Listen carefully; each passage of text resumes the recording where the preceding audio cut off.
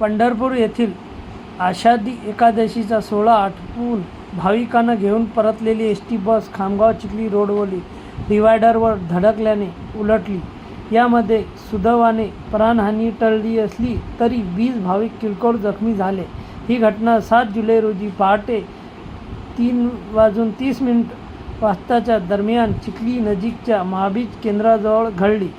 पंढरपूर येथून MH40Y1830 क्रमांकाची ST. बस भाविकांना घेऊन परत येत होती. या बसमध्ये तब्बल 51 प्रवासी भाविक होते. सदर बस रात्री 3:30 वाजताच्या दरम्यान चिखली नजीकच्या महाबीज प्रक्रिया केंद्राजवळील दुभाजकावर धडकली. त्यामुळे सदर बस उलटली. त्यात भाविक प्रवासी जखमी झाले आहेत. जखमींना उपचारासाठी चिखली बुलढाणा येथे हलविण्यात आले आहे. सदर बसवरील चालकाचे नियंत्रण सुटल्याने बस डिवायडरवर आदळली. त्यामुळे सदर अपघात घडला आहे. आणखी नवीन व्हिडिओ पाहण्यासाठी आमच्या देशमुख एक्सप्रेस न्यूज चॅनलला सबस्क्राईब करा, लाईक करा आणि शेअर करा.